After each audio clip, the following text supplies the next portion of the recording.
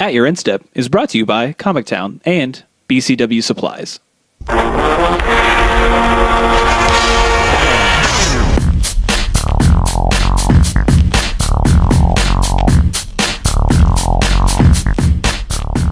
Hello and welcome to At Your Instep, take 2.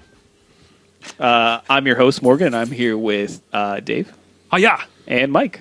Hello. We started recording an episode, but we weren't actually recording. We were just it was a dry run. It was a practice. Wasn't that dry? Good game, guys. Wasn't that dry? It was so weird. I vomited. You did. I couldn't tell you why. Mike was so upset over the announcement today that he just his body had literally his body It's just my stomach said, "I'm going to grind some tears." Yep. He had a stomach revolt, if you will. So we have I feel like a very a little analytical, a little grindy episode about your end step. Not our typical fun-filled episode. Of course, we want to talk about the banner restricted announcement, amongst other things in the community. And then talk about our competitive tournaments that happened over the weekend, and then kind of follow up with what's going to be happening this coming weekend. So let's jump right into it, since we already kind of talked about it, but you guys didn't hear about it. We gotta build back up the distaste. Oh, it's not hard.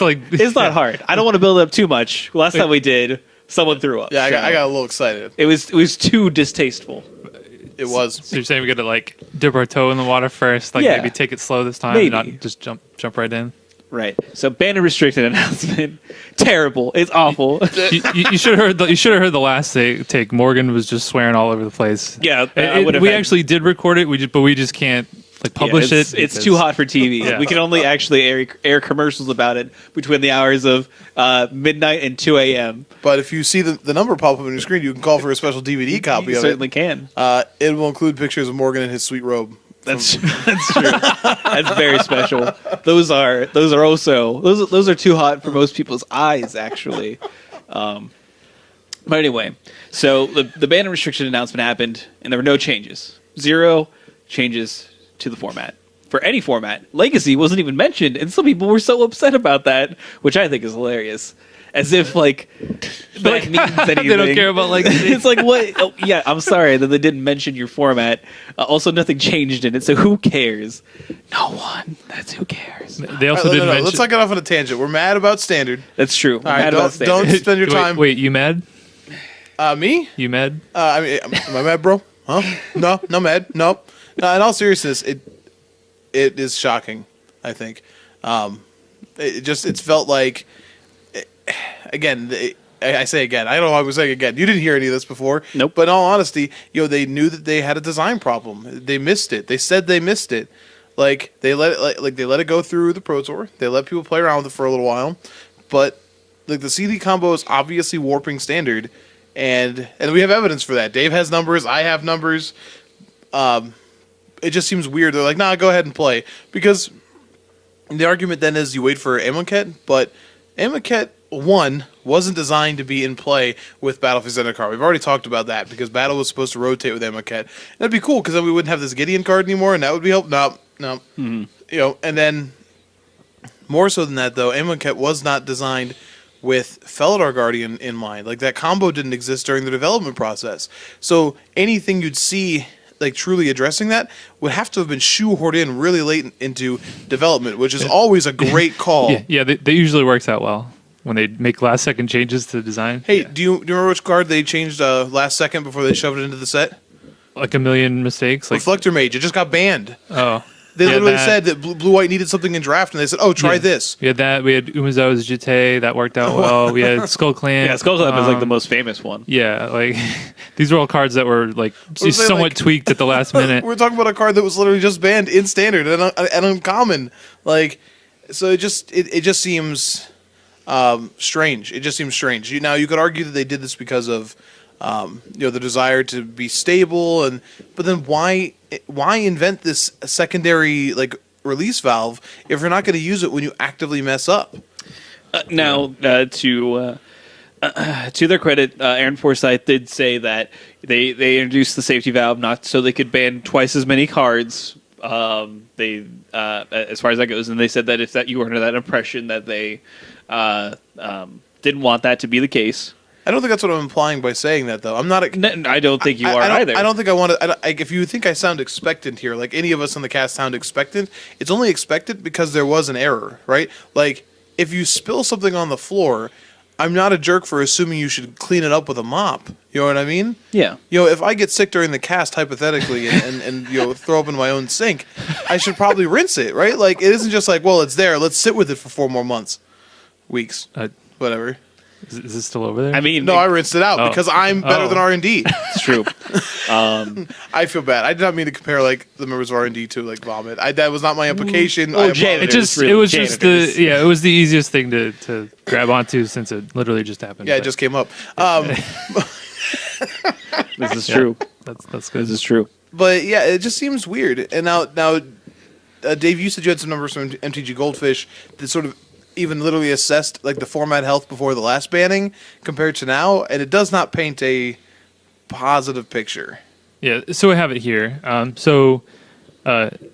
Definitely, like if anybody who's listening isn't familiar with MTG Goldfish at this point, I definitely recommend checking it out. It's a great resource. You can find deck lists, you can find numbers, prices. It's great. Anyway, there was a kind of a snapshot of the format pre-January bannings for Standard, and we'll just say the top 4 decks and the kind of percentage of the metagame based on results from Magic Online, real life events, basically everything that they used to get it. So they had white blue flash was about 21% of the meta, red green Marvel was about 20%, black green Delirium was about 10.5%. And Mardu Vehicles was about 8% the format. So not terribly diverse, but the top 2 decks were about 41%. Compare that to the current meta we have now. You have Mardu Vehicles at 36%, four color Saheeli at about round up to about 25%. And then you have Black Green Energy and Black Aggro, the next 2 decks, which you together, one of them 7%, the other one's 6.71. So if you put them together, it's about 13-14%. So that's what 60. It's like 75% of the metagame. About like if you is basically 3 and decks. like Black Green's not good right now. It's not good. Right. That is definitely fallen off in the past couple of weeks. So I don't know. I mean, I think. Here's my take on it. I'm glad that they let the Saheeli combo.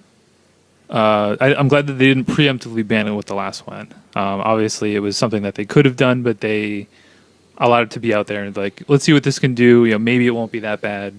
We gave it a chance, which I agree with. You don't want to preemptively ban. Like, it's already bad enough when you have to ban cards in Standard, but when you're preemptively banning a card before people even get to play with the card, that's the worst. Like, Yeah. That is the worst. That's rock bottom.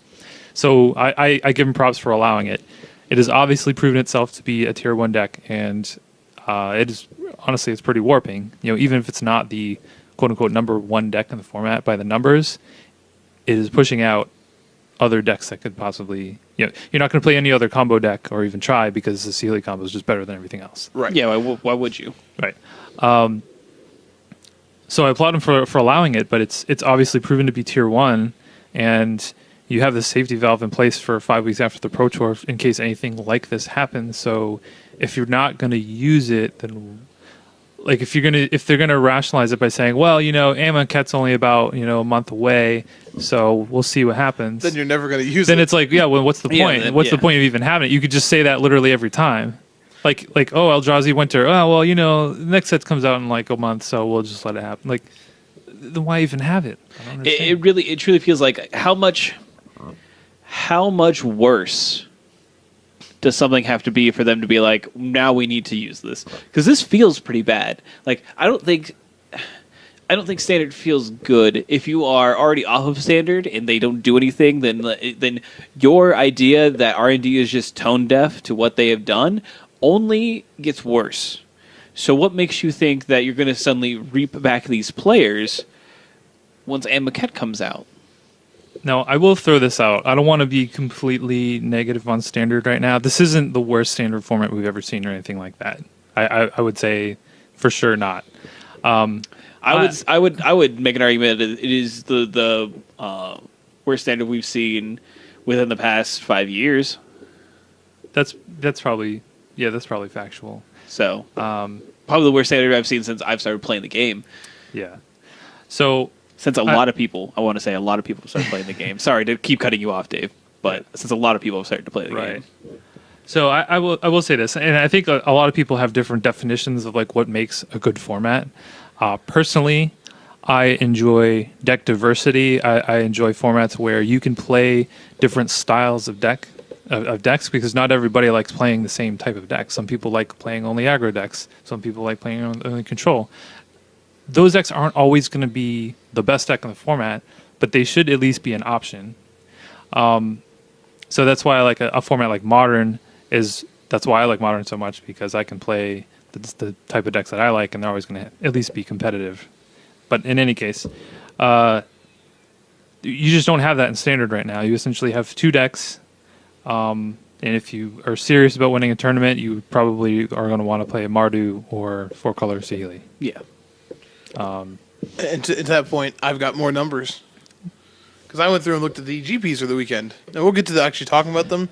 But can I talk the top 32s real quick? I mean, I don't even know how much we'll really talk about them necessarily. Yeah, that's but fair. yeah. Let me just finish with my thought here. But we can sorry, definitely get go into ahead, that. So it's not very diverse. You don't have Standard is not dynamic at all.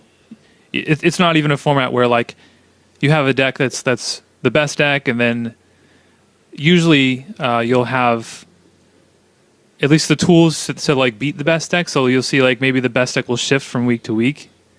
You don't have that. But from a gameplay standpoint, the format isn't that bad from an actual gameplay. Like there are decisions to be made. It is very skill intensive. So it's not like, I don't know. It's not the worst from that perspective. So I will give that to Standard. It just is incredibly boring. Yeah, I mean, Standard is probably great if you enjoy either playing mirror matches or against one other deck. And if that's what you enjoy, then that's great. If you enjoy like mid-range on mid-range, like a grind fest, that's perfectly fine. But I really feel like that is distilling Magic down to a very undynamic point when the game is capable of doing so much else. You're right. And normally when if you have a format where there's like one dominant deck, or even if there's 2 great decks, usually the tools are there where like you can build a rogue deck that's going to attack these 2 decks, and like you might be able to spike a tournament or something. You know, you get the matchups. I feel like there isn't even that. There's just nothing out there that can beat consistently both of these 2 decks. Mm-hmm. So you're just kind of like, you can pick one to beat, and you can probably beat it if you want, but you better hope you don't get paired against the other. It doesn't feel like you can exploit the format, even though there's only basically 2 main top decks. Yeah. Like you said, you have the tools, and there's so much of a majority of the actual format. There's no way that you can realistically dodge one or the other throughout your tournament. Like, it's just not realistic. So you have to have You have to bring Beck to your tournament, and he's got his devil's haircut. Oh, I was gonna say because everyone who is a loser. Yeah, exactly. You have to have a deck that can realistically beat both of these decks, and it's like Dave said, just not possible. And you can't dodge one, so you either have to play one or the other, or lose. And I was going to say, to that point, so looking at the 64 total decks, so 32, top 32 was given for each GP. Out of the top 64, then 26 copies of Mardu, which is 42% of the overall top 64, including 8 possible top 8 slots of 16. 4-color Saheeli had 20 lists, which was roughly a 32%. I'm sorry, 31%. So it equals out like a 72-73% metagame share for these decks, with 7 top 8 slots. So that's 15 of the 16 possible top 8 slots devoted to those decks. Then black-green variants, so I combined energy and aggro together, 9, all right, out of this with 1 top 8 slot. Then Temur Tower, the deck that the article for not banning suggests is what is diversifying the metagame, comes in with a whopping 4 copies. Wow. Okay, and here's the best part. Really shaking it up. 5, no top 8s, by the way, obviously. Correct. And 5 others. And the others included like 1 Aetherworks Marvel deck, an Esper Control deck, a red green energy deck. But I mean, that's it. You had 5 other lists besides those 4 decks in the whole top 64, and you're talking about like GPs on 2 different continents. Yeah. Like, And it's even a little not bit good. it's even a little bit rare to see like the metagame be so consistent across continents. Usually you have different metagames that do develop and you have slight variances, and that's why, maybe we saw that Teamer Tower list kind of come through and do well that one GP. And I think it's laughable that R&D saw the results of the GPs that happened over the weekend and still decided to run with that article. Yeah, I mean, it was. I mean, based on the wording of the article where they referenced GP Utrecht, that was the tournament where Teamer Tower kind of broke out. There were some Platinum Pros that played it and did decently well with it. Oh, Platinum Pros played a deck and did decently well with it. Yeah. Color me shocked. Yeah. But like that was what they pointed out as like, hey, well, there's still some room for innovation here. But that deck is, I mean, I don't think you can win a large tournament with that deck. Let's put it that way. I think it's cool. I like it. Player, yeah, I like the deck. I have all the cards for it. I'll be honest. I'm not going to play Standard until Amonkhet comes out. So I have no plans of playing any Standard. That's just me personally. Maybe you like playing Standard. That's the cast. I think that's actively the entire cast. Yeah, I mean, and again, there's no point. And again, the gameplay is not the worst. So, like if you only play if you're somebody who only plays Standard, and you like playing Saheeli or Mardu, then hey, go crazy. You'll still be able to play your deck, and you'll probably do really well with it. But for someone who enjoys diversity in the metagame and like dynamic formats, this is just, I don't know what to say. I mean, it's just, I don't know. I just think it's bad. Hey, zombies I think is still viable. Yeah. The data doesn't bear this out at all, but I'm a believer. You're the only one. Shut up. I see. Like that's one of those things. Like you ban Guardian, you ban like Gideon, and maybe you give that deck a little bit more room to play around in the format. I mean, obviously that messes up with like the matchups that it might be seeing, but like maybe that gives that deck a little bit more room. And I think that deck is interesting and actually uses the mechanics that you put in your sets. I'm so angry. And Marta Vehicles uses the mechanics that you put in your sets. Yeah. And the Saheeli combo is very flavorful. Saheeli makes many robot cats. many cats. Beep boop, meow. Meow, meow, meow, meow. And I'll be honest, I kind of don't like the fact that we're sitting here talking about all these bannings in Standard. This really shouldn't be something that we should be talking about, if we're being honest. If R&D did their job, we wouldn't have to. Right. So I mean, it's kind of like mistakes are they're compounding on top of each other. So we obviously they felt the need that they needed to make bannings in January when we had Emrakul, Reflector Mage, and Copter getting banned. And it hasn't really made it better. And by the numbers, has actually made it worse. Yeah. So now agree. Now that you've gone down that road of like, hey, you know what, we're willing to make bannings to help format diversity. Like I feel like it's like they're only going halfway. It's like if you're going to go down that road, then you need to go all the way. Is kind of what I feel like. Now, I mean, if you do ban Feldar Guardian Gideon, then what? What happens? Does Black Green just become oppressive then? Like does Snake Decks just run rampant? I worry that you're right, but I hope that I don't know. I want to believe that Amonkhet's going to make things a little bit better, but I know that it's not going to solve these issues. I know it's not going to solve Gideon, more than likely, and it's certainly not going to solve the combo because again they didn't know about it. So I don't know. In a perfect world, we would never be talking about Standard bans. That really shouldn't be something that we should ever be talking about, but here we are. Right. So they don't want to ban cards either. Like that is the last thing that they want to do. Because you mentioned consumer confidence. But honestly, I mean, like if you're already on the other side of like, we feel like Standard is bad as is, and you're not doing anything, or you're not showing us that you're willing to change that, then how is that supposed to give us confidence? Oh, hold on here. If you play in 4 more standard events in March, though, you got a sweet prairie stream that has alternate art.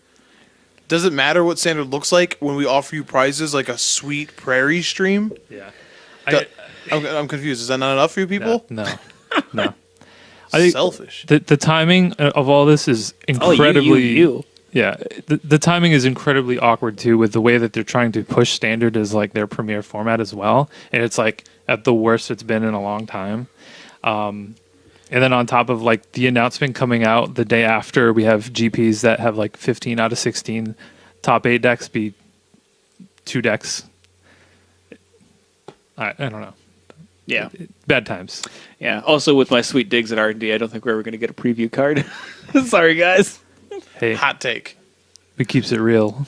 It's true. Or no, we just keep like pestering, and then they're like, "Fine, here's the card." It's like Fella Die Guardian, and it's like the Nega Guardian. It's like a 4/1 that says whenever you make a copy, like whenever an opponent makes a copy of a creature, they lose the game. And it's like got a big smile on its face, and you know it's terrifying from the Nega universe and anyone get.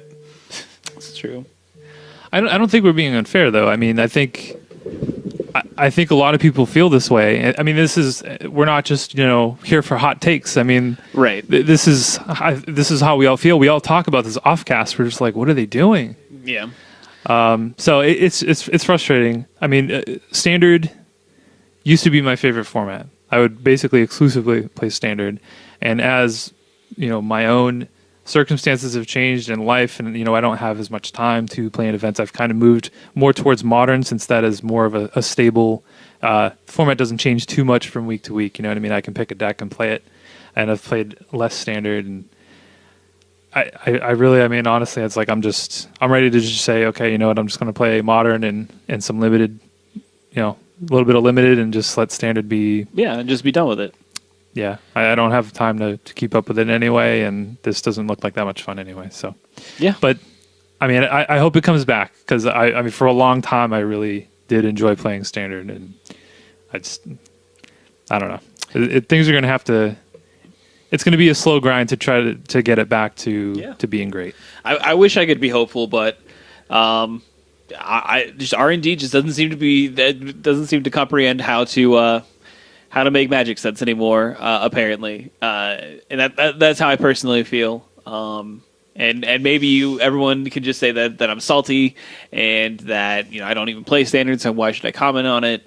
But I don't know if it's for lack of want. Like, I want to play. Like, I wish standard was sweet. yeah, if there was a cool deck that I felt was viable, or if I felt brewing was worthwhile. Like, neither of those things are true. Like, why would you brew when this format has been solved so hard? Like, Mardu and 4-color Saheeli are just the 2 best things that you can be honestly doing in this format, and if you're not doing them, then you're not even trying to win. Like, that is the end-all, be-all. Like, you're not trying.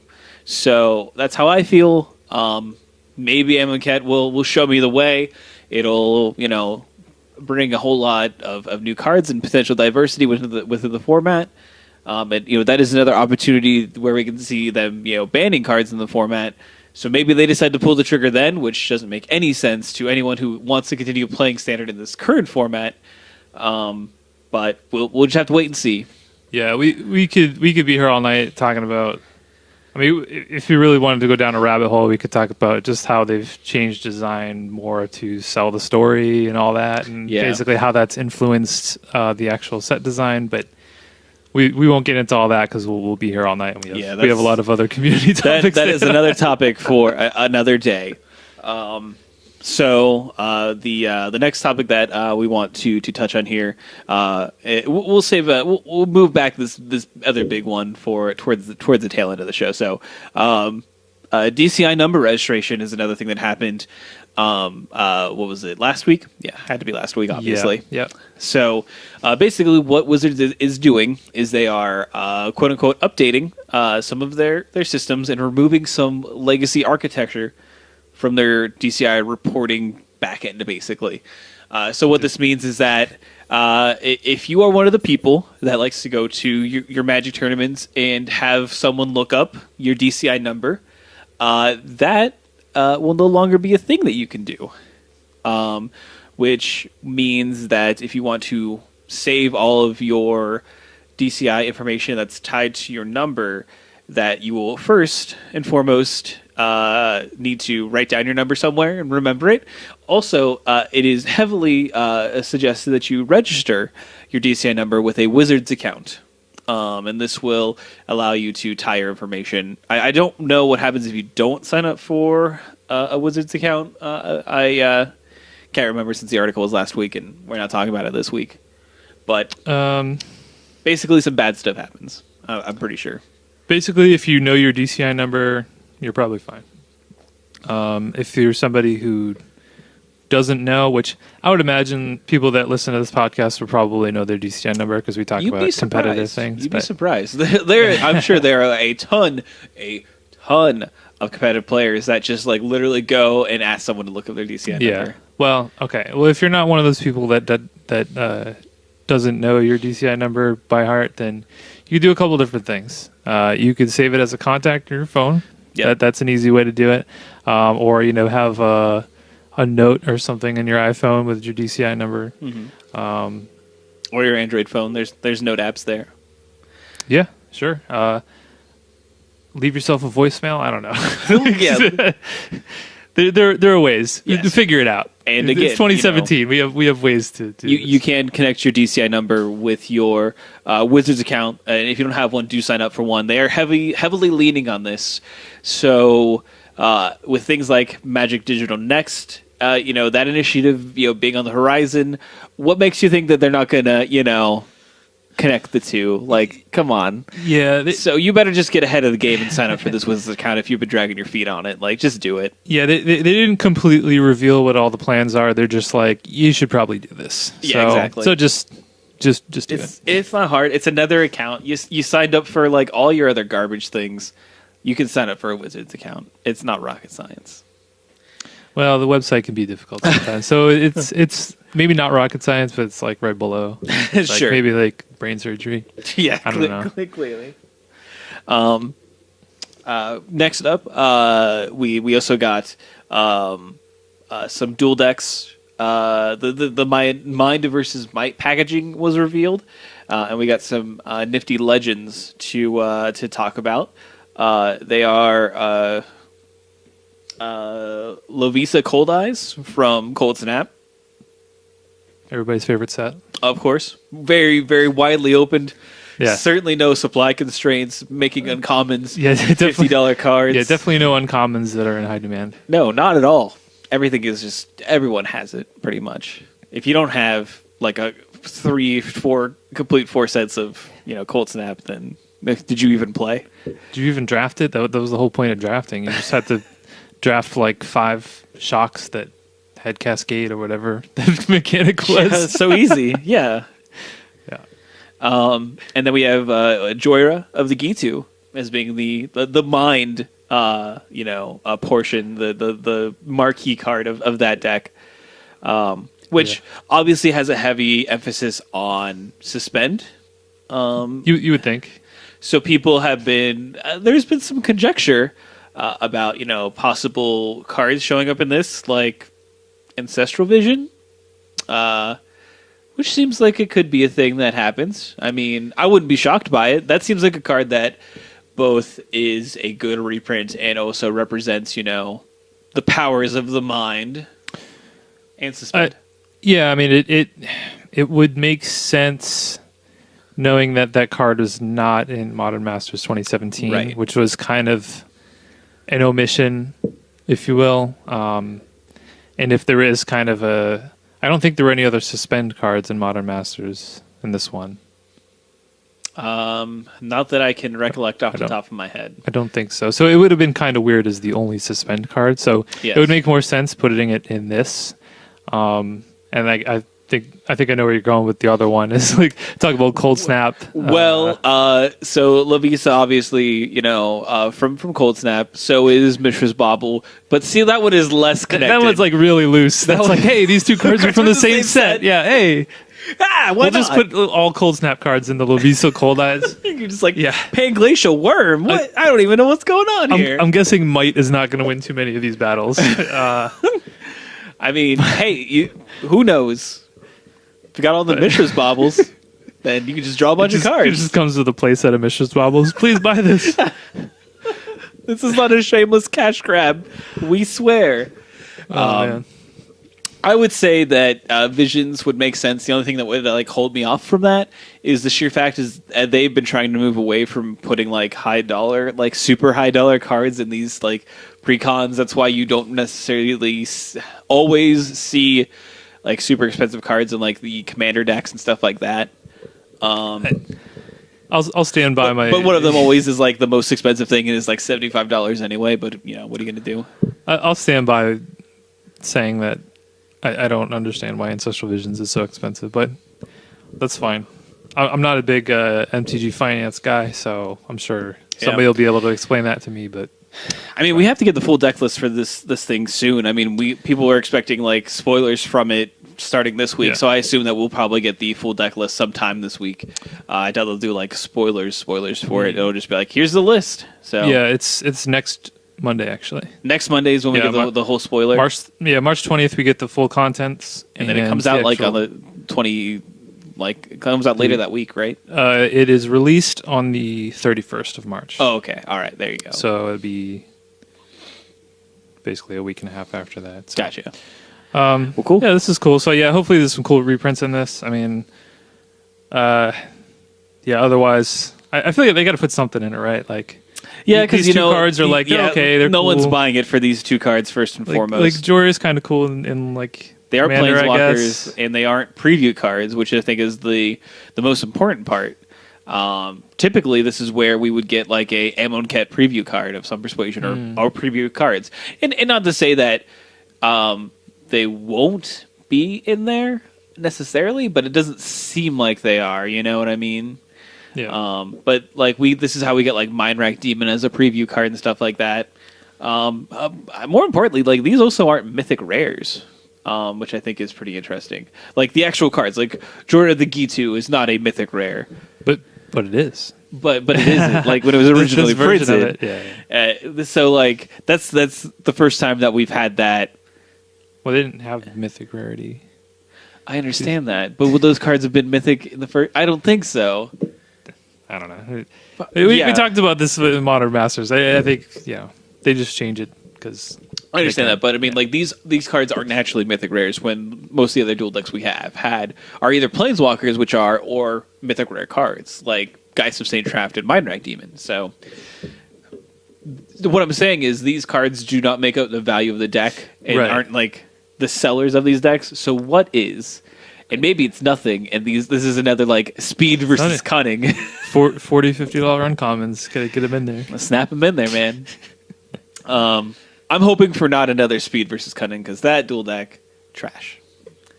It had Lightning Helix, but other than that, trash. Moving on, we obviously, our lovely sponsor, BCW Supplies, also does sponsor Team Metagame Gurus, and they did have a new roster for their team that was announced, and we wanted to review some of the new members. So we have returning member Jim Davis. Both the Jessups are also on Metagame Gurus, if I'm not mistaken. Is that correct? Yep. Andrew and Danny Jessup. Yep, Andrew and Danny. And then we have Bradley Carpenter, Ben Friedman, and Frank Scarron as the newcomers, which is fairly exciting. Those are Scarron is definitely I know that he's known for isn't he a prominent Affinity player? I want to say. I don't know. I know he's really good at Limited. There you go. That's all that matters. I always connect that name Scarron with Affinity. So maybe I don't know if that's actually a genuine thing that my mind's connecting with. I'm not sure. You might have just made that up. But Limited, we know that. And then we have Bradley Carpenter, which was he was on another team, if I wasn't mistaken. He was on Next Ridge Nexus. Or something? He was on Nexus. So he makes his transition over to here. And then we have Ben Friedman. Ben Friedman had a really good weekend. Not to mention he was a finalist in one of the GPs, which is fantastic. And that's a really great showing. And I think overall they had a pretty good showing at the tournaments that they attended. So they did split up the team between the GP and the Open, which I think is a really awesome move to make you have this large team. Like you're really trying to get them out in front of people as much as you possibly can. So congrats to those new team members and returning team members, and we of course wish them the best of luck, and we'll be following them, of course, throughout the season. I think it'd be interesting. I think it'd be interesting if they are all on the same page as far as, like you mentioned, they split up between the two events over the weekend. I wonder if, like, as a team, they're gonna basically all focus on like the Star City circuit, or if some members are going to be doing GPs as well, or maybe not doing Star City. Yeah, I would think they would be kind of all on the same page when it comes to that, but I guess we'll see. Yeah, I think that'll be fairly interesting to see like how the team evolves and like what events they do attend and stuff like that. So we'll keep an eye out on it for our lovely listeners.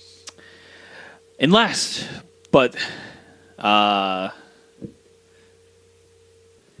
right, and last, but certainly not least, we had another huge bombshell, which came along with the DCI number registration, but this was like the big part, which is Channel Fireball Events, which is a combination of Channel Fireball and the what's the name of the company? Sightline, which is a company you may not have heard of, but you have seen their work. They do most of the set construction and design for like the Pro Tours and some of the GPs and stuff like that. And PAX as well. Yeah, PAX as well. Yeah, they are. And they are forming that new company, Channel Fireball Events, and they will be hosting all of the GPs. I said all? All the GPs in 2018, which is huge. Huge. Like, this is unheard of. And that's something that I know Evan Irwin has said was just like unprecedented. We've never had something like this in the entire history of GPs. Yeah, so every GP will be run by Channel Fireball Events. So, I don't know what your first thought was, but if you're anything like me or the rest of the internet, you went, I remember that game Monopoly. Yeah. Oh, and then I remember how that game ends every time too. Bankruptcy or not talking to your family members for 6 months. It's both. It's jail. Yeah, jail also a good answer. But yeah, so there's not a whole lot of information really about this. From what I've heard, we have tried to like personally reach out to people about the concerns that people have. Again, I'm going to reiterate that maybe I'm not the best person to talk about this because I've also had a pretty staunch stance on GP pricing and how it's actually outrageous. And if we could curse on this podcast, I would use some other expletives to describe how outrageous it is. But we're family friendly. Well, I don't at know, least that's PG. ultimately true. At least PG-13. But like maybe not for your children, but that cousin that you kind of like, who you have an adult beverage with and say like funny things. We're like that kind of family friendly. Yeah, exactly. And I don't know if saying that one person gets to run these events is really going to make you feel more comfortable about that. Now, who's to say that regardless of how many people ran GPs, the prices would not be, would not increase. Inflation is a thing that exists in every economy. So who's to say that it wouldn't just continue to happen with GPs? But at least you have the hope that someone might be trying to be competitive, maybe undercut prices, but who knows? Let's break out our 1990s sitcom trope, the pros and cons list. Okay. So pros to them all running all the events. Consistency across all the events, both in coverage and in like what it's going to look like. Presentation should be, a GP will no longer have the I'm not going to this one because Pastimes is running it. You know what I mean? Or, oh, look at this cool giant Reddit post about Pez again. Right? We're not going to have that. So that whole ideology is streamlined. So that's a pro. Now, the con, of course, is then you also lose out on people like face-to-face games who really took pride in running their local GP, like GP Toronto, and really went all out for those GPs. Well, you're going to lose the people who know the local flair. You know what I mean? You're going to lose the people who know the local venues, know how to place things. You lose that personal touch. So, pros and cons. Dave, want to add a pro and a con? I was just going to add... Pro or con? I was going to add on to your pro. Okay, You said I was just making sure. The Use the framing you said device. consistency of coverage, but I think just consistency of the GP experience. I think like you will now know exactly what to expect when you go to a GP. That's not, I guess, variable based on who's running it. So you'll know what type of side events they are. Your prize wall is going to be the same for all of them theoretically. And I guess like with Sightline being involved, like. I would expect there to be maybe some added perks.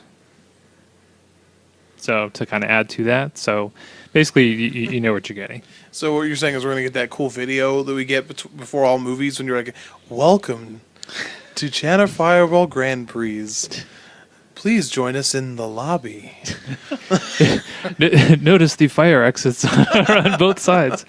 No, And then you go on a weird like screen roller coaster ride where popcorn pops next to your head and stuff. It's really cool.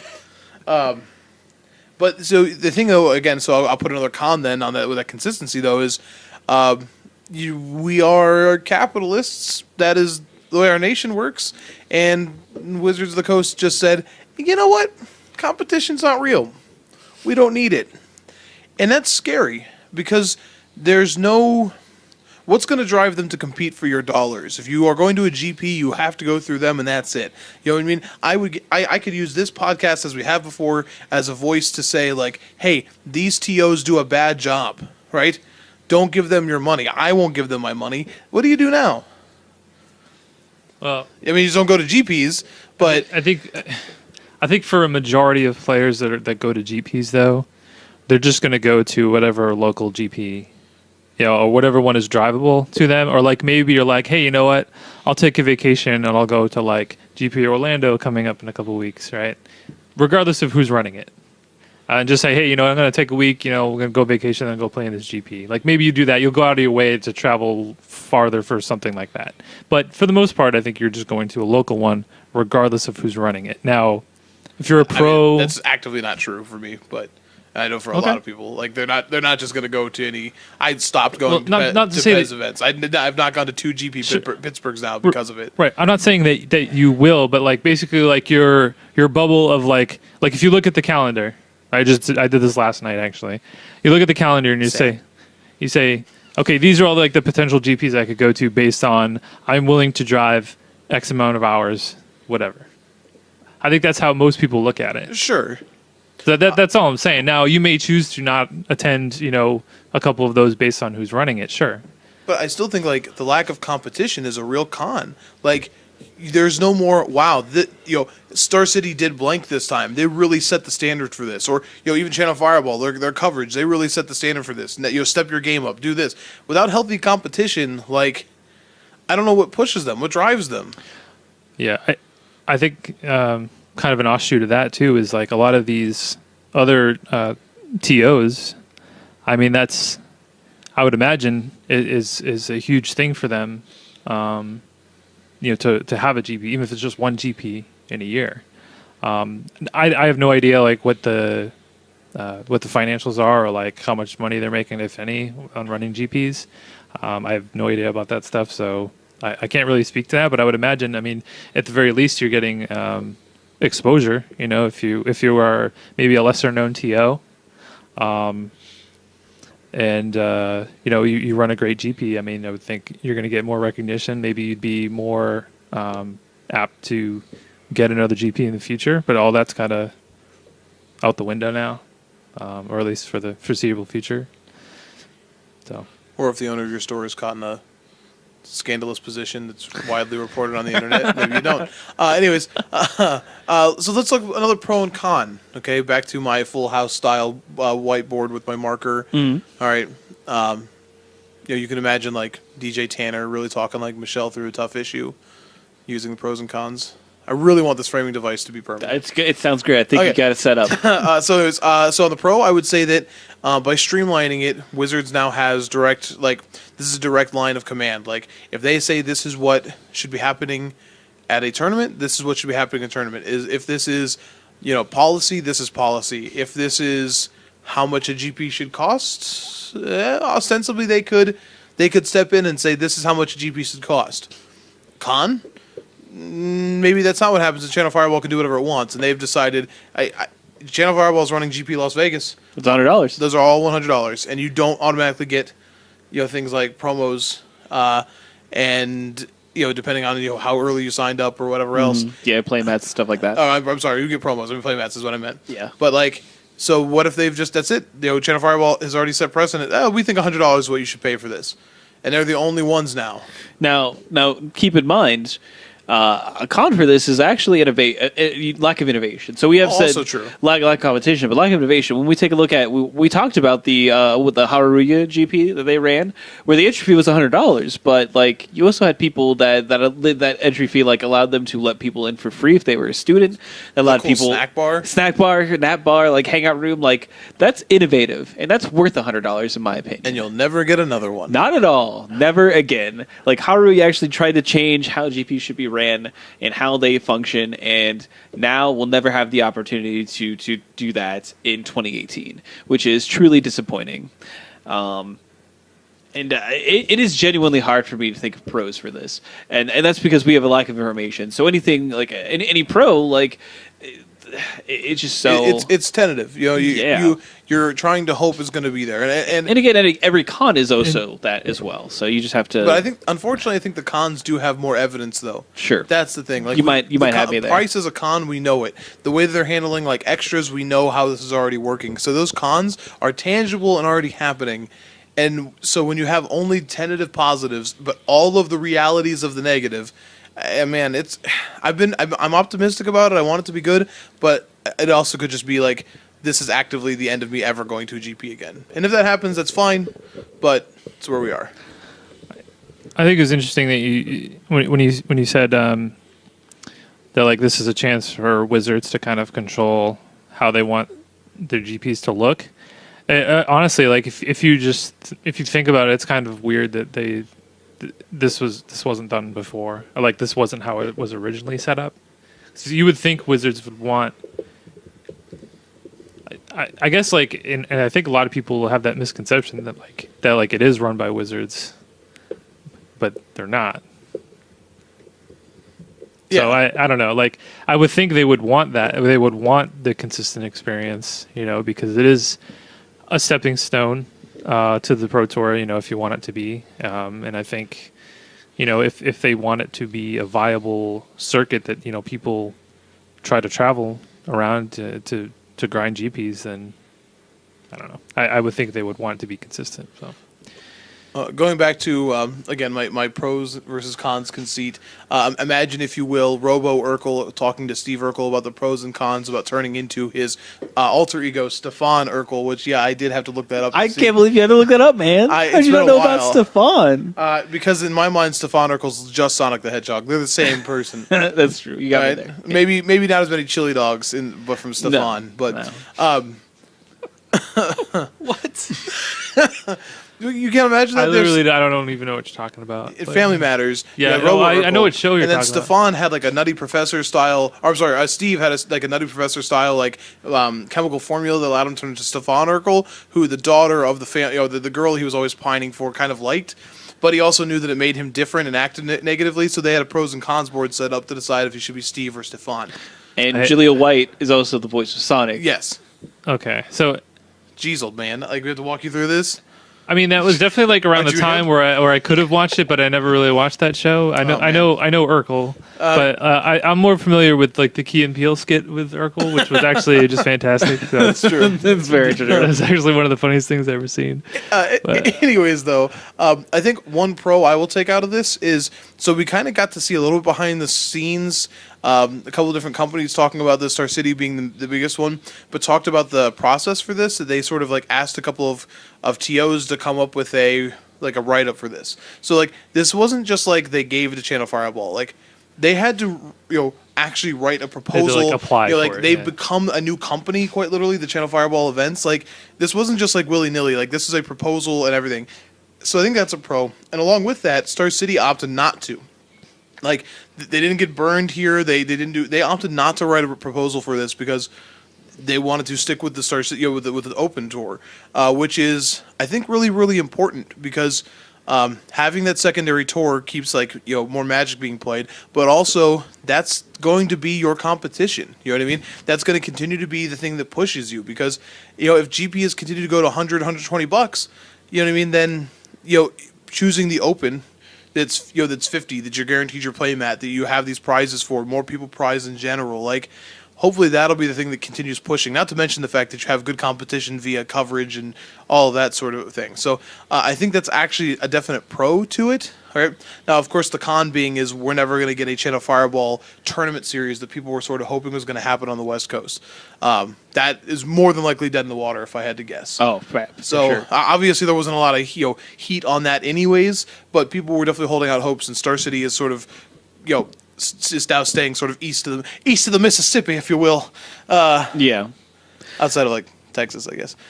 But in all honesty, that does sort of stink for the West Coast, and I apologize for that. Yeah. And I know people have talked about this a little bit, but another possible con is judging, and diving into the murky waters of that. I mean, if you're a judge and you have one company to work with, and you don't like how they decide to run the tournaments or decide how compensation is going to work, then you're kind of out of luck. I think you could also say with the vendors as well. Yeah. You could kind of go down that same road with If you that. don't like It's the vendor contract that they have, then you can't play ball. No. You're just done. No, on the other side of the coin, maybe it's easier just to deal with one company. It could be. You say, as a vendor, hey, I'd be interested in vending at X, Y, Y, and Z. Yeah, GPs. And then that just makes it super easy. But again, if you don't, maybe, and this is all just, it's all conjecture. We have no idea. This is all just about this. but say if they don't, maybe if they've had a bad experience working with Channel Fireball in the past, maybe you're kind of SOL. You just kind of have to deal with it, or just not vend to GPs. Which, I mean, I know for a lot of vendors, I mean, those are the big payoff weekends. Yeah. I mean, that's they get a huge influx of inventory that they're flipping. So. I mean, here's another one. There are a lot of variables here. Yeah, here's another one. So if you go to Origins or Gen Con, who runs those tournaments? It's not Channel Fireball. It's not Star City Games. It's the other tournament organizers. It's Pastimes. It's something like that. So what happens to those? Yeah, I don't know. I mean, what are they going to? So I mean. Again, not knowing the numbers, assuming that the GPs are a huge payoff for these TOs or these regional TOs, what is the next thing that they do? Are they just going to run Star City regionals? Like you said, maybe some of the larger conventions that aren't strictly Magic, but I mean, you no longer have the potential of getting a GP. Yeah. So I mean, are you going to see some of these larger, I guess, or I guess mid-sized TOs, we'll say, are we going to see some of them fold? Are they just it's not even worth it anymore because we don't have GPs? It'd be interesting to see what's going to happen here. Yeah, I mean, something like Pastimes. I don't know. I know that some of these face to face is a store. Face to face will continue to exist. Any one of these TOs that's connected to a store probably will exist, but I don't know how much of a staff you can now keep. That is in charge of this. If you are Pastimes and you do Pastimes does Gen Con, so can you still consistently do that? If you can't also maintain a staff that works on other things, I don't know how that entire operation works, and maybe maybe it doesn't matter for them.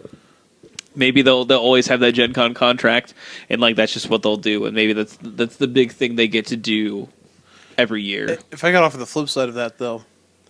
A number of these TOs, and honestly, think about Pastimes. It's not like they're getting 10 GPs in a year. You know what I mean? No, they aren't. They're getting 1 or 2, honestly, maybe 3. It's not many. Like I said, face to face gets 1. You know what I mean? TJ's gets 1, maybe 2, right? Like Star City had 4 this year. You know what I mean? So even like the more like competitive, they were spread out. But what I want to say though is, these TOs that kept raising prices kept implying that like it was due to the rising costs of these things. They weren't making money on them, right? But if you're suggesting that they'll fold as companies without the income from GPs, then that's weird. Well, again, I'm saying I don't know. I don't know if they're big money makers. They've implied that they are like breaking even on these things because of how expensive they are to put on, and that's why the costs have gone up. So if then they turn around and fold without the income from GPs, then somebody's full of it. Do you think some of it could be? This is like, let's put on the tinfoil hat now. Do you think it's like they knew this was coming and they're just like, hey, we're going to get our money when we can? I read a couple places on that, and man, that feels bad, but I wouldn't be that surprised. Oh, gosh. That feels gross. So think about that. What if that happens and it comes back, the GPs are now set at like, all right, they're GPs like 75. they're $75. That's a GP, and you get you whatever else. That means that even Channel Fireball, like who's taking over this, used their last few tournaments as TOs that weren't Channel Fireball events to scalp. That one, come back to me on that one, because I'll grind some tears if that one comes out. That's a real weird place. I didn't really think about that angle. But if you were an angle shooting that way?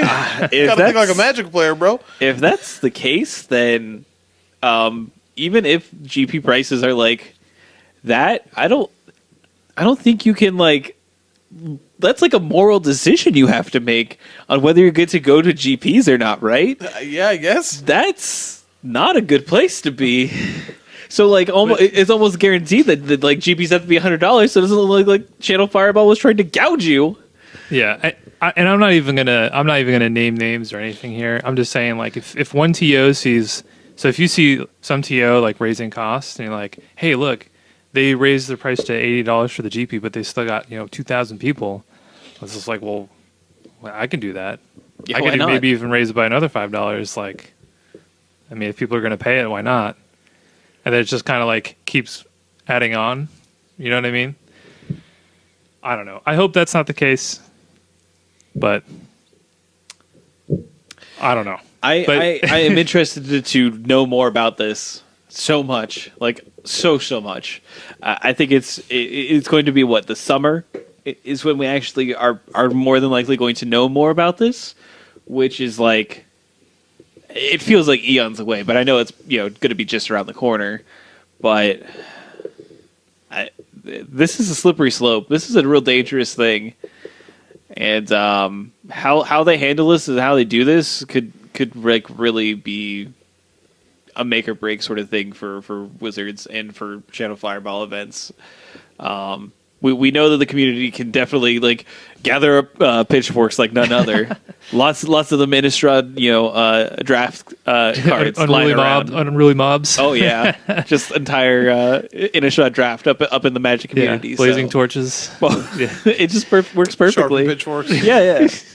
Like they know how to do that real quick. So it'll be interesting when that article comes out and we get more information on this. Butcher's cleaver. Trusty machete.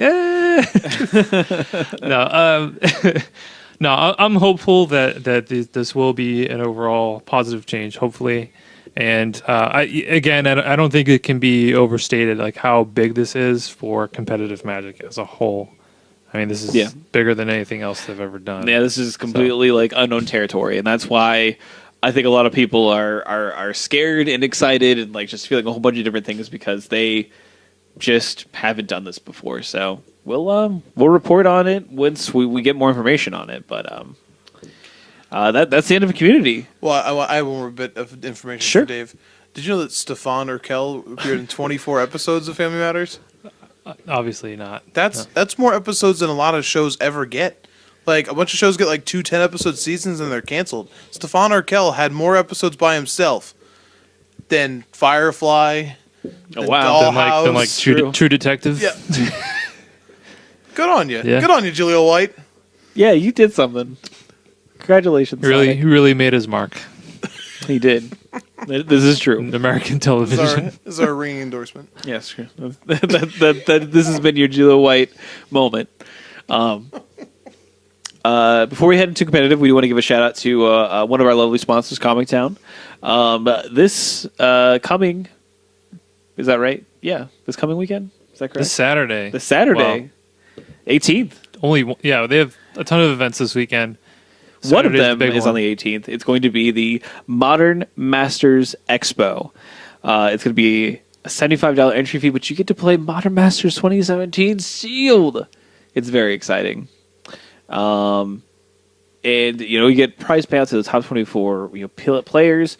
You have 2 boxes going to the winner, and this is going to be able to queue you for the invitational, like the championship series final at the end of the year. So there's so much good about this tournament. It's honestly very exciting, and we hope to see everyone out there as much as possible. There are, as a cap on this, of course, it's 100 players, and as far as what I've seen at this point in time of recording, which is 10:53 p.m.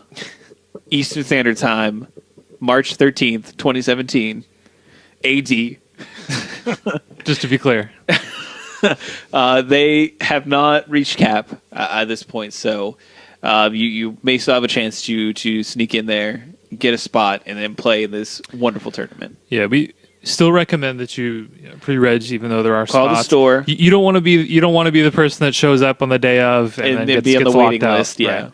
So just if you want to do this, just call Comic Town. If you want to do it, then do it for sure.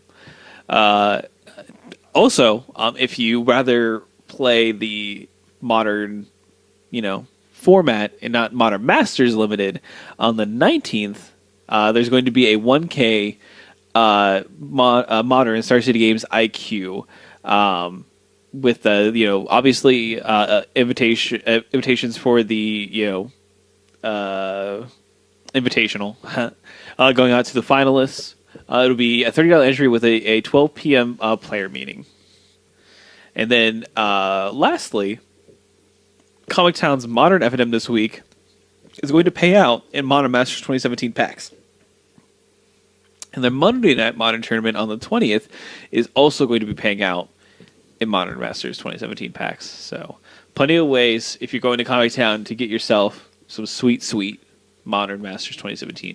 And obviously it comes out this week, the 17th, so I expect Comic Town will also have product to be able to be sold to you. So if you just want to roll some dice, play the lottery, try to get yourself that regular Liliana foil Tarmogoyf pack, go for it. Could happen. Yeah. And I'm pretty sure they're running drafts as well. I'm guessing throughout the weekend. Yeah, probably. So. But yeah, it's pretty exciting. I'm super stoked for Modern Masters 2017. Really excited about the expo. I will be there.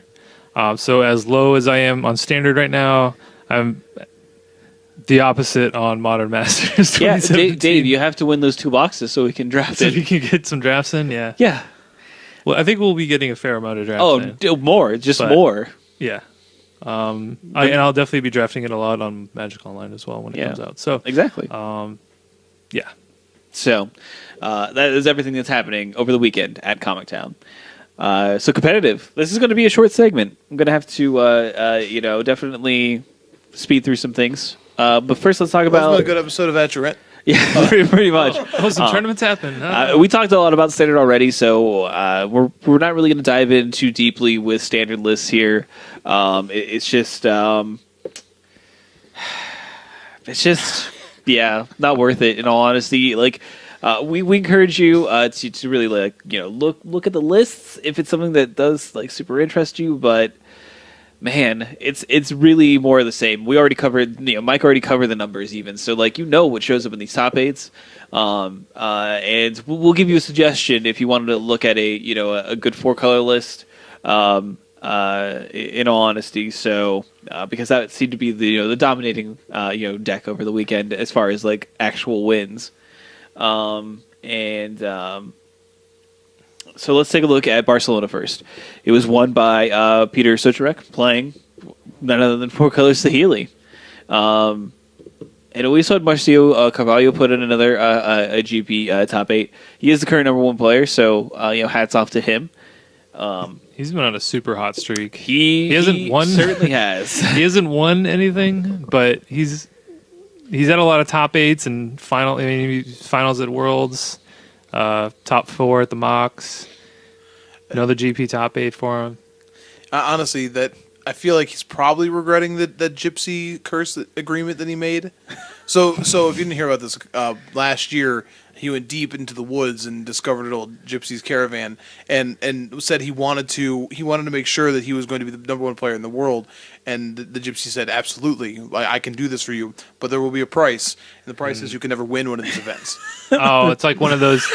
Yeah, it's like one of those like cursed totems. Like,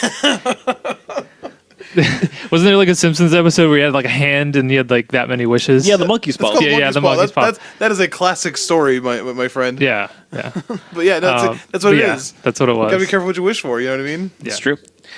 And he was playing Marty Vehicles, the other deck that you could play. So I would take a look at his list, and then we also see that Paul Rietzel did well in the other tournament. You can take a look at his. As far as those would be my 2 suggestions for Marty Vehicles list, if that's something that is up your alley. My suggestion is stay away from Maggie the Frog. Yeah, you won't like what she tells you. And then apparently, if she tells you something, you become really mean. But you do eventually become queen. You also blow up a lot of people. I don't know. Whoa, spoilers. Well, like, we're talking about. oh, who cares? That happened We're last talking season. about Adventure Time. I wouldn't watch. You know what? I would watch Adventure Time still if it was by George R. R. Martin, because that show would be messed up. Wow, It already is messed up. even more. There'd yeah, be a I lot more watch it death with my daughter, so yeah. There'd be a lot more know death. That, like, no, someone called the Bubblegum Princess wouldn't last very long in a world written by George R. R. Martin. She'd be chewed up in some now, tragic to be accident. fair, they do share similarities, and like the big bad person is covered in ice. Ooh, And good very call. very ice centric. And both Yeah. voiced by Tom Kenny. oh no! Now I just think of the Night King with SpongeBob's voice. Jon Snow, I'm ready. I'm ready. Yeah, you're welcome for that. You're welcome for that juxtaposition. Try to when season 7 starts, try to get that out of your head. And if you're like, there's a lot of references there, I'm sorry. Yeah, I'm sorry. yeah. Go watch Game of Thrones. It's true. It's very good. If you haven't watched it yet, I don't think you're really interested I mean, in it, to be By the way, honest. did you guys see the teaser for the new season? Yes. It's out in July, That's rough. That's rough. and it's not 10 episodes. But Nope. hey, that's okay. It's okay. Did you see the guy who runs that channel we like? His version of that teaser trailer? I will show you after the show. Okay. All right, a little inside baseball. Sorry. That's all right. Is there anything you want to talk about from Barcelona? I was enjoying talking about Game of Thrones. That's how much I don't fair, care about fair this enough. All tournament. right, let's Hey, power through. I heard they filmed in Barcelona. I'll say this. If you want to play something different, a Aetherworks Marvel deck top 16. There you go. Like full-on traditional Ulamog style. But literally beyond that, it goes Saheeli, vehicles, Saheeli, vehicles, Saheeli, Marvel. Oh, there are 2 Marvels. I didn't even see it. Sorry. Vehicles. Energy, vehicles. Hey, I heard one energy deck in there, so there's room for innovation. That's Clearly. black-green energy, so that's just a black-green deck. It's just Constrictor with Long Tusk Cub. Oh. Rats. So, yeah, Aetherworks Marvel was a deck that did okay, but it's still like just... All right, GP New Jersey, standard big Standard. shock. It was won by Corey Baumeister, playing 4-color Saheeli, defeating Ben Friedman in the finals in the 4-color Saheeli mirror match. And Ben, I'm really Riveting. sorry. Your hat deserved to win. I know you guys talked about the team, but that hat deserved to win. Yeah. So, but I mean, like, Not Ben, just his hat. yeah, correct. Well, how do you know where the hat ends and Ben begins? This is true. But no, a real good showing for him in his debut on Team Metagame, which is pretty awesome to see. And I've heard that his list is, I forget who said it, is like one of the best lists they've seen for 4-color. But I mean, you could also take a look at Corey's as well. I don't know what kind of like exact variations they have with them, but So if you wanted to put Walking Ballista into more standard decks, you can put it in 4-color Saheeli, which is what Ben did. yeah, it's easy. I mean, it's colorless, so Apparently, like, all your colors cast it. It still wasn't enough to win the mirror in the finals, but And maybe he had an overall positive match. I would imagine he did that well in the GP. He probably had a pretty good matchup. Yeah, I mean, both Baumeister and Friedman are very good Magic players, so I would suggest that they both did well with any of their I can get behind this Ishkana. Oh, Traverse the Uberwald. Well, it just has one Ishkana, but works pretty well with those Felidar Guardians, from what I understand. And with Aether Hub, and Saheeli, maybe you set up the spider kill, man. Maybe you just set up the there spider you go. kill. Let's do it. Snap it off. All right, this is a little spicy. Yeah, he's got a little traverse action, walking ballista, Ishkana. Okay. I do know that his land count's a little bit low, but that's why you see the traverse in there and stuff like that. So Traverse and Attune. yeah, of course. That's Well, how many and Oath. yeah, and Oath. yeah, you're getting lands somehow. Again, Paul Riesel did very well as well with Marty Vehicles. We also have Ben Stark doing well, and he is playing Black Green Energy as well, and he's playing Jund. Oh yeah, he is playing Jund technically. I guess you're right. He does have a slight splash for some red cards. Unlicensed Disintegration mostly. Mm-hmm. And which makes sense. An odd one in the board, Lath the New Hellion. Yeah, I looked at his sideboard today, and I was like, I don't know how to sideboard with this deck whatsoever. I was like, Lath New Hellion, sure, I don't know what that's there for. That's kind of hilarious with Winding Constrictor. Yeah, yeah, sure, but I could dig it. Yeah. But I did, like his list, if that is, any consolation. But I don't know how good it is. You like it, but you wouldn't play it. I don't have. It's too expensive. I'd have to buy so many cards. Too many cards. And if I'm gonna, spend money on cards, I'm just gonna buy sealed Modern Masters 2017 and draft that. So yeah. But Jarvis Yu also is another notable name that made the top 8. He's playing more traditional Mardu vehicles, no ballistas in the main anyway. Mm. All right. Yep. Now we're past standard. We can actually talk a little bit. We're gonna go into Star City Games. Dallas. It was modern. This is the people's format that we can really rally behind. It was won by Adam Bursevich? Austin. Oh, excuse me, Austin, not Adam. Austin Bursevich playing Death Shadow. Yeah. And to no one's shock, really, I would have to say. People are probably already getting tired of that deck, which is kind of sad because it's really sweet.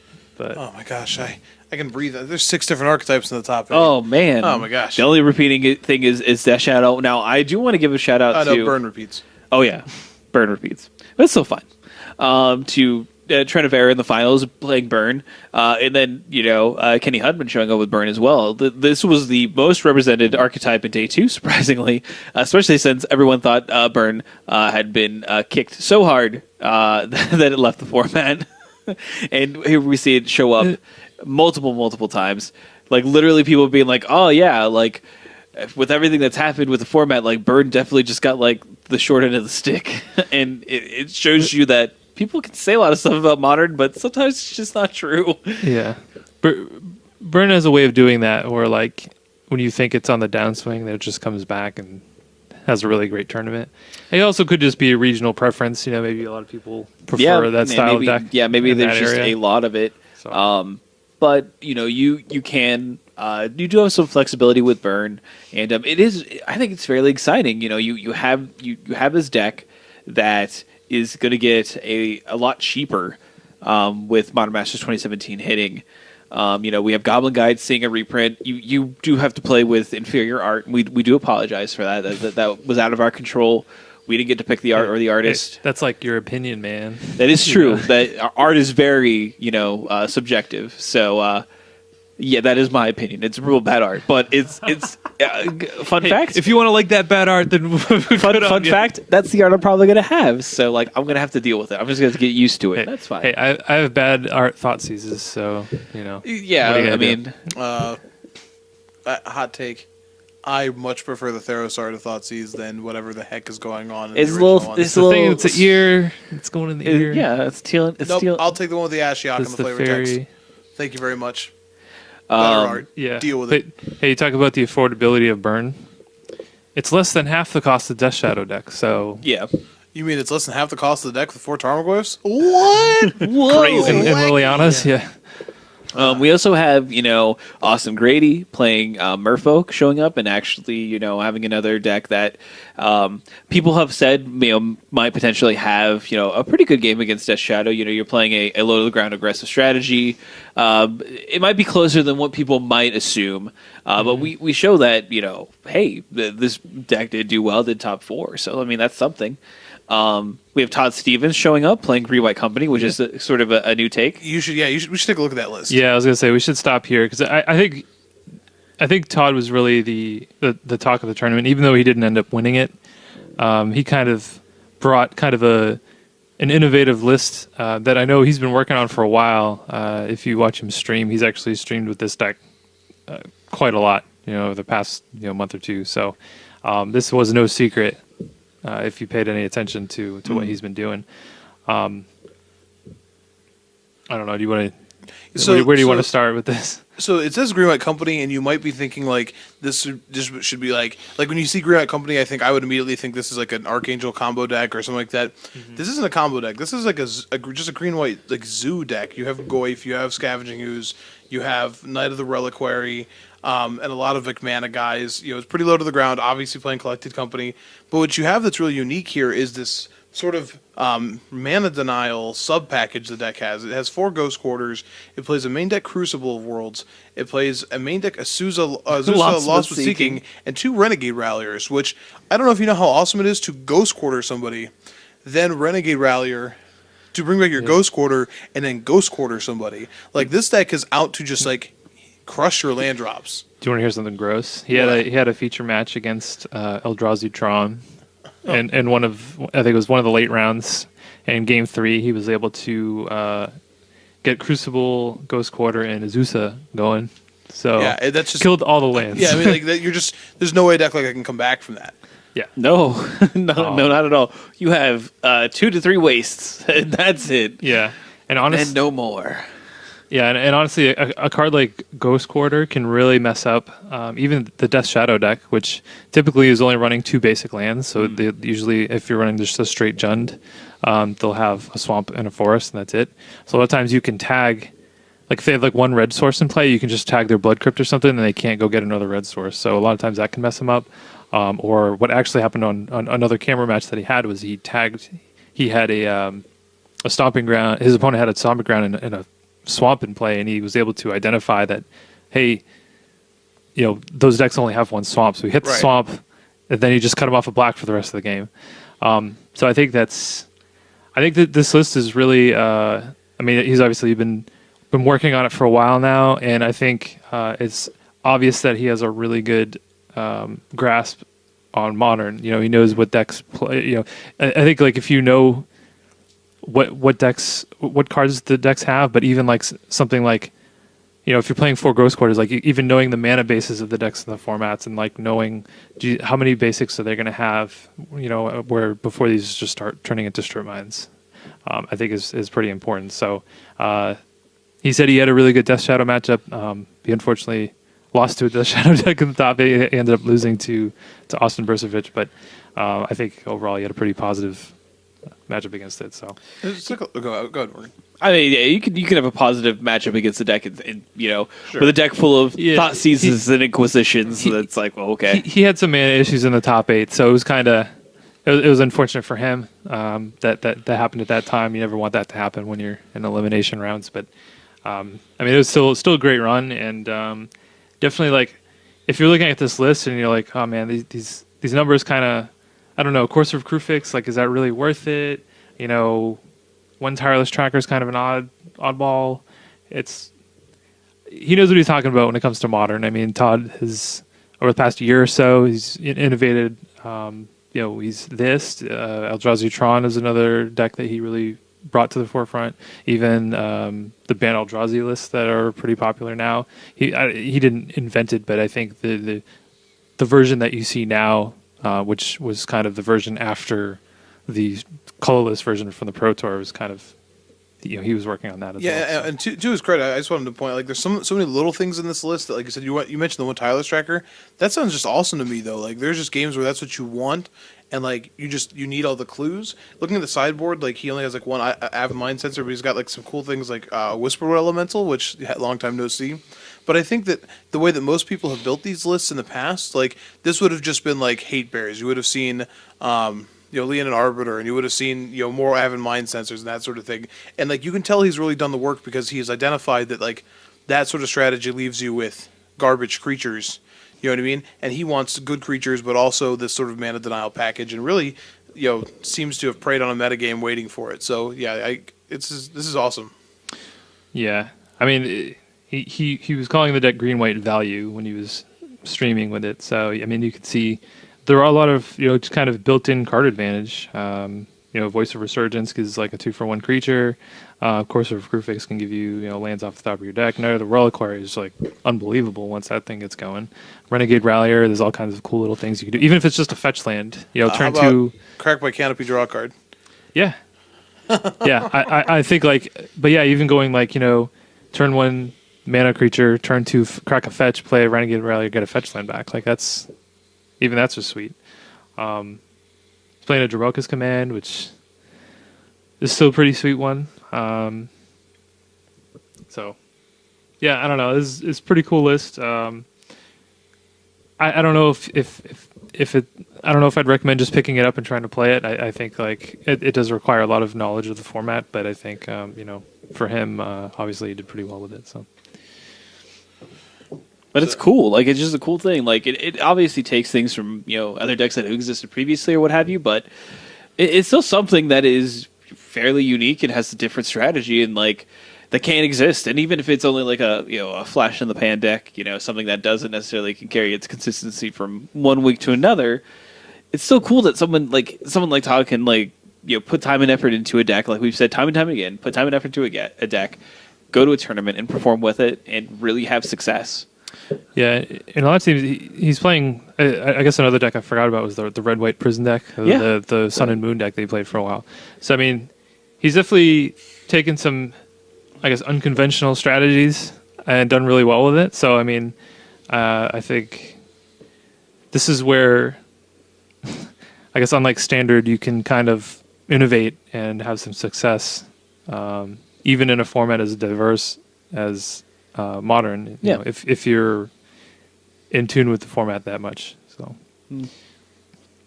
So we do have Kaiser Sheen showing up as well, playing Ban Eldrazi. Another Kaiser Soze? no, not Kaiser Soze. Okay. His for the most part, his deck seems fairly standard. We see Relic of Progenitus main, which I think is pretty interesting.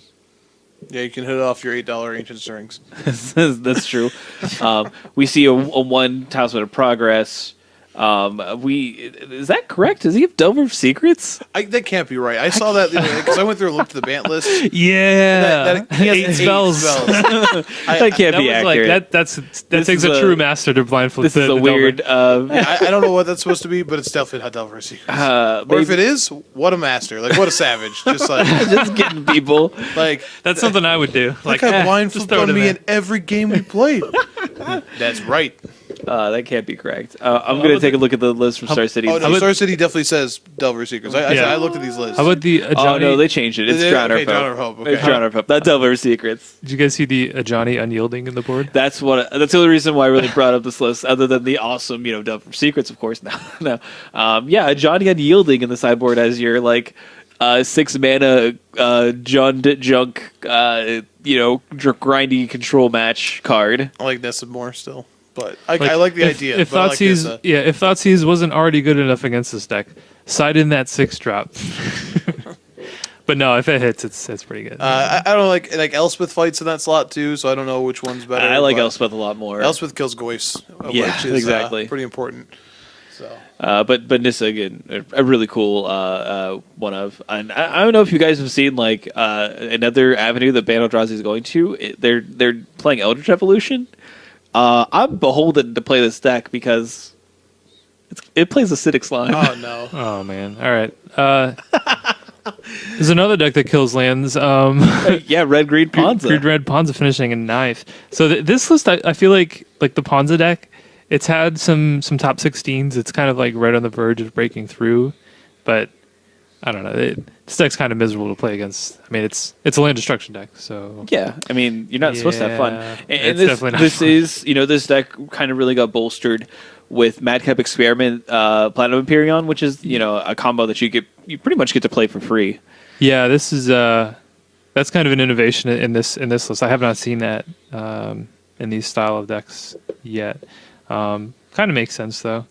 It is interesting that with all the fatal pushes going around, Platinum Empyreons, maybe a little bit better now. Like people trimming those terminates and playing fatal pushes instead, or like Abrupt Decay. It's like, well, how about an 8-drop? Yeah, Can't fatal push that one. You push this. Well, you can push it. It just won't kill it. That's true. 4 Banefire, is that right? I mean, That's another one. Is that? I guess I have to double check. Because that one doesn't seem great. I don't. Who would it be otherwise? I don't know. I guess it's a way to beat counterspell decks. Yeah. Just yeah, good old fire. good old fireball. I mean, I guess it is an old school style of deck, right? It's just like mana ramp and land destruction. Yeah. Anyway, personally, I'm not a fan, just because I would never play this deck. But I mean, if you like casting Stone Rain on turn 2, then Those decks for you. This is for you. Hey, Have at it. Monvolia Acid Moss is a sweet card. Let's be honest. Like, that card is sweet. So, there are 3 copies of the Revolt Zoo deck in the top 32. Yeah, certainly are. I did notice that there were a lot more of those popping up, and maybe Yes, it's real. yeah. I mean, I tend to believe that it has a good matchup against Death Shadow. I haven't actually played it yet. So I've played it a I'm not couple sure. times, just messing around with it, and man, yeah, the draws it can have, especially against Death Shadow, yeah, it's nice. Yeah, I do. It's not so. If it does in fact have a good matchup against Death Shadow, it's not surprising to see it pop up more. I think the format is still kind of in flux. If you think about Death Shadow, really only broke out a couple weeks ago, so I think the format is still adjusting to the presence of Death Shadow being, a tier 1 strategy. So, Revolt Zoo may have a better matchup than say Affinity or something like that is kind of similar in the way that it's trying to attack. One of the lists is definitely playing a Burning Tree Bloodscale, and What? I don't even know what that is. 2 generic red for a Viashino Berserker. It's a 2/2 and has Bloodthirst 1. It says, It's not playing that. Yeah, that's It's definitely supposed to be playing the. is it Burning Tree the Emissary? Emissary is what they've messed What? up Stop on. doing this. Yeah, I know. Stop Bad. doing this. Star City Games / MTG Goldfish. I will Like, say it's not playing that that card, would be but- impressive though if you managed to top 32 with that card in your deck. I was going to say, the card just wants to be like, Blood Raid Elf. It just wants to have fun. Anyway, dang it. Done tricking me again. Thinking I can depend on things. Just Yeah, it's just basically, Burning Tree Emissary, whenever you obviously. see any card in any deck list, don't believe it. It's probably not real. Hey, Fake news. Yeah, Fake decks. that was there's fake another- news right There's another there. list in the top 8 that Morgan would like. Wait, don't tell me. That was that Yeah. Ricky Lim playing some ad nauseum? No, I know you like that, but that's not what I'm talking about. Are you talking about top 8 or top? No, I said just top 32. Are you talking about You said top 8. But that's- the Mono G's? Oh, that's the one I'm talking about. Oh, I'm sorry. yeah. If I talk about it, I apologize. You know why? Also plays 6 slime. Mono Green Devotion. Yeah. Been a while since I've seen this deck. Rurik Thar, the Rurik Thar, Unbowed. Hornet Queen. Like, the hits don't stop. No, they kind of stop after that. But Oh, Kratos Behemoth. that is the hit. That is the biggest hit. So this isn't like the combo version that was kind of hot in the streets for a little bit. This is just like green ramp. Basically. Yeah, this one. Well, this deck can actually still do the combo. Garrick Wild Speaker. Well, which combo were you talking about? I'm just saying like Green Devotion with like the Cold Eye Selkies or whatever. Oh no! Yeah. See, this one does Eternal The Witness Wistful Primal Selkie. Command. Wistful Selkie. Sorry. It does the Eternal Witness Primal Command. Yeah. which is really gross. So See, like, I don't know. So, is this really more of a? Is this more advantage than just playing like a Valka deck? I guess like you have like a more robust threat package, so like you can't just get blown out by like, you know. I think this deck, like Crater Hoof Behemoth, like is hard to interact with. So you have to go like Hornet Queen into Creative Behemoth. Right, and this deck can do it really quickly, and so it makes the best like outside of like the other like the Valakut decks, like it makes probably like one of the best uses of like Summoner's Pact. Oh yeah. I mean, these 19 green creatures. Yeah, it's weird. It's pretty good. I guess I take it back. I guess with only one with one Eternal Witness, I guess it's not looping Primal Commands like the other ones used to. I mean, it's probably enough to go like Primal Command and then Eternal Witness at once. Right. You're probably gonna win, but you know. You do play some interesting Planeswalkers as well. I mean, obviously Wild Speaker, but Nissa Voices Zendikar breaking into Modern. Yeah, it seems like the minus would be a respectable way to win the game. Yeah. So I'm sad to see like no Avenger Zendikar here. I feel like if you're gonna be Nissa Voices Zendikar, then like the Avenger better show up too. Like call this Mono Green Avengers. You do have her Oath showing up, which is pretty interesting. Yeah. Hey, that's that devotion count. But yeah, I think this deck is pretty cool. It's an interesting way to play the format. And I mean, like, you shouldn't really like even doubt like Rook Thar. Like Rook Thar, that's he's hard to kill when you do. Like you're eating it. Yeah. As somebody who likes to cast a lot of non-creature spells, I don't like to see that card. Talk about another card that doesn't die to Fatal Push. Yeah. Nope, you're not pushing him around. I can tell you that. They try to push one head into the other head. Yeah. Good. If that was like a Three Stooges move, like you knock their heads together. Yeah. No. Revolt. But I mean, Modern's just so great. We could just sit here all day and talk about all these lists. We see Scred Red showing up again in the top 32. We have 8 rack, just straight blue-white control. It's great. It's so great. Is it great? It is. Oh, okay. Modern is it's just so good. And maybe you know people want to argue that it's too diverse and this and that, but man, you can just play whatever you want. I think it's funny that people were talking about bannings and unbannings in Modern. It's just like, man, just let it be. Yeah, let it ride. Modern's pretty good right now. We don't need to mess with it. You know, we'll see what happens. You know, Death Shadow's pretty good, but it's not. Doesn't feel like it's oppressive.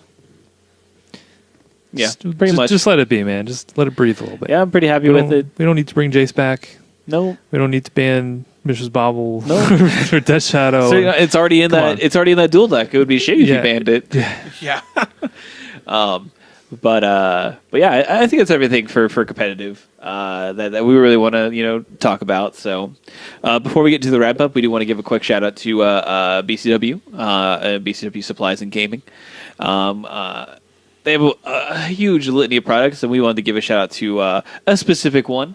It is the BCW the Z-Folio 12 Pocket, and these binders are pretty cool. They actually hold full playsets, which is very important when you're trading Magic cards, and you're like, I have a full playset of this.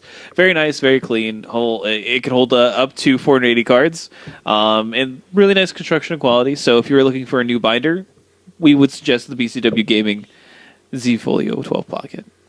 And hopefully here within the next few weeks, we're actually going to be getting some BCW products to give away to our listeners. So we really want to, again, use this sponsorship, use this partnership to give back to the community. And, this is how we're going to do it. So we will figure out some contests and what have you, and figure out a way that we can get some awesome BCW supplies into your hands. So happening over the weekend, we have GP Shizuoka, I'm going to say, and GP Porto Alegre. They're both standard. They're both streamed, so you can watch if you want. I will tell you, I will not be. I'm not going to watch either of these in protest to how they've treated standard. So you mentioned earlier about how sometimes you see regional metagames. So last week we had an American GP and a European GP. Now we'll have a South American GP and an Asian GP. Yeah, Asia Pacific GP. Yeah, so 2 weeks, 4 different continents. We'll see what happens. Let's make it happen. Let's get hopefully a third deck in there. Yeah, no joke. And then, of course, as we mentioned, we do have the Comic Town Modern Weekend. So definitely check out those events at Comic Town Gaming Center on Facebook. And, of course, Modern Masters 2017 comes out on the 17th, which is synergy right there, right? Yeah, 17/17. Yeah, it's great. Yeah. It's also St. Patrick's Day, so yeah. You might have to choose between going out and doing adult things, being Irish for a night, or drafting Modern Masters. But It's always drafting Modern Masters. I don't know. Regardless, Probably, that's the yeah. best way. Yeah, You know what? probably. Draft Modern Masters 2017. Just draft all green. There you go. Perfect. I did it for you. Mono green drafts and then all night. if you go to Comic Town's Modern F&M that pays out in Modern Masters packs, you can pay that sweet Green Devotion deck. Yeah. There you go. There you go. All this is making Would you say sense. synergy? There you go. Yeah, perfect. Wizards did this. They're geniuses. But that's pretty much everything that's happening over the weekend. And really that leads us to the end of the show. So you can always reach out to us if you have any questions or concerns, comments, outbursts. We have a Twitter. It's Your End Step, and when you add us, it's at Your End Step. Very clever. We also have Facebook. Just do a quick search for At Your End Step on Facebook, and then an email address, atyourendstep@gmail.com. Our website is also a place where you can leave comments. It's just atyourendstep.com. And that's a place you can leave comments for specific episodes. If you do have anything, we do review those and check those, of course. So don't act like if you have left a comment on our website, we didn't see it. We did. But we really don't get too many, and that's kind of where that's at. We also have, of course, lovely sponsors. So we have Comic Town. You can check them out on Comic Town Gaming Center on Facebook, and then BCW Supplies. And they're just under BCW Supplies. You can follow both pages and get awesome information about events and products. And of course, Comic Town does carry BCW Supplies, so be sure if you are local to stop in there and pick up some sleeves, deck boxes, or what have you. But again, we will be back next week. Dave, you're going to be out of town. Is that correct? I'm on vacation next week. On vacation, like we're a job. No, you're just going to be out of town. Yeah, can I have next week off? Are you the boss? I don't know. I'm definitely not the boss. I hate to tell you this. Yeah, we're gonna need you to come in next week. Yeah. And if you could just get the memo about the TPS reports we sent you, that would be great. That would be great. No, there's a chance I may be able to Skype in, so we'll see. It's fine. Mike and I will hold down the fort. We'll I don't know. I don't know what we'll do. I feel like it'd be a good episode for just random discussions about things. So it might be a little weird. Might be a little freeform, a little experimentation on next week's episode. You guys can talk about Modern Masters Limited. I've always wanted to do freeform New Age jazz live on the cast. I mean, we have an avenue for it. I'm pretty sure our sponsors would love it. Yeah, they support us, right? I think Right? so. Thick and thin. Morgan, you're nodding aggressively. No, I think you're sending mixed signals to our listeners. Whatever. And now I've gotten them all excited, so now I don't know what to do. Or reach out to us about something that you really want. Does New Age jazz get you hot under your non-existent collar? Let's be honest. You're not wearing a collar while you listen to New Age jazz. Collar is a representation of the man. Exactly. You only wear avant-garde clothing when you wear clothing at all. Please wear clothing while you listen to us. Yeah, clothing restricts you from your truest form. I understand. So you can't be in your final Frieza form. No, not until at you're. He was naked. He didn't wear clothes. That is fair. Hey, how about Cell? Did he wear No- clothes? Man, Majin Buu did. he wore clothes. but he wore less clothes when he got. You're not wrong. All right, well, I'm taking my shirt off right now. We figured it out. We did it. You're welcome. What anime has taught me is that to be the best you don't have to wear clothes. Goku goes Super Saiyan after his shirt gets ripped off. How did I never think about this before? This is a weird theory that's oddly becoming truer and truer I the don't know longer about we theory. spend. Now we're creating a practicum thesis at this point. Well, we'll flush that out more, and we'll come back to you next week for that. So, but this, of course, has been another lovely episode about your Simple. We'll catch you guys next time. You have a great one.